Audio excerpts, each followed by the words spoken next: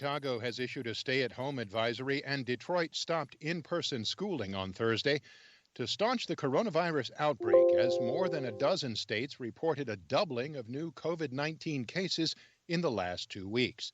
Chicago Mayor Lori Lightfoot on Thursday issued a 30-day advisory calling upon residents to stay home and have no visitors, even during Thanksgiving festivities.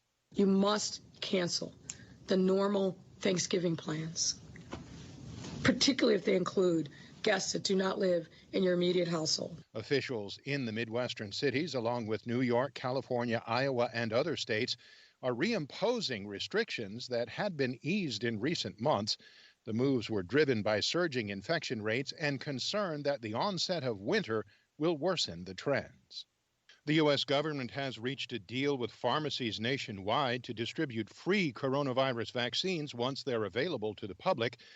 AP Washington correspondent Sagar Meghani reports. The goal is to eventually make getting a COVID-19 vaccine like getting a flu shot. The agreement covers about 3 in 5 pharmacies in all 50 states and U.S. territories, from drug chains like Walgreens to Costco, Walmart, and other big box stores.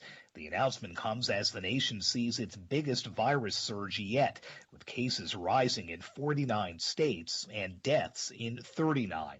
Officials anticipate 1 or more vaccines will be approved by year's end. The initial supply will go to priority groups like healthcare workers and first responders. Sagar Meghani, Washington. On Wall Street, stocks closed lower on fears of another COVID-19 lockdown. The Dow, the S&P, and the Nasdaq all finished lower. In their first calls with President-elect Joe Biden since the U.S. election, the leaders of Japan, South Korea, and Australia reaffirmed their commitment to tackling climate change and regional security. Reuters' Gloria So reports. Key U.S. allies in Asia made their first phone calls to President-elect Joe Biden on Thursday, reaffirming U.S. military commitments in the region and pledging to work together on the global health crisis and climate change. It meant the leaders of South Korea, Japan, and Australia joined others in recognizing Biden's victory over President Donald Trump, who has refused to concede.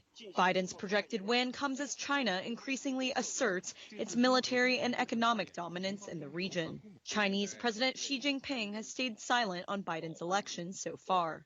That's Reuters' Gloria So. The UN Migration Agency said at least 74 migrants drowned after their Europe-bound ship capsized off the coast of Libya on Thursday, in the latest of a series of at least 8 shipwrecks in the central Mediterranean since last month. The boat was carrying more than 120 migrants, including women and children, when it capsized off the coast of the Libyan port of Al-Khums. The International Organization for Migration said only 47 people were rescued by the Libyan Coast Guard and fishermen. So far, 31 bodies have been retrieved as the search for remaining victims continues.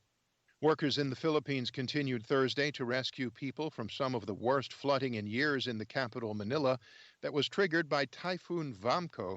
President Rodrigo Duterte, who left a virtual meeting of Southeast Asian leaders early to conduct an aerial inspection of Manila, ordered his government to expedite relief efforts. Emergency crews have been deployed across the main island of Luzon to rescue tens of thousands of residents trapped in their homes. Officials said nearly 3 million households in and around Manila are without power, and about 40,000 homes were completely or partially submerged in water. The number of people seeking unemployment benefits has fallen to its lowest level in 8 months. AP's Mike Hempen reports. The Labor Department says 709,000 people applied for jobless benefits last week, a still high number, but the lowest figure since March. It's a sign the job market might be slowly healing, but that improvement will be put at risk by a resurgence in confirmed coronavirus cases.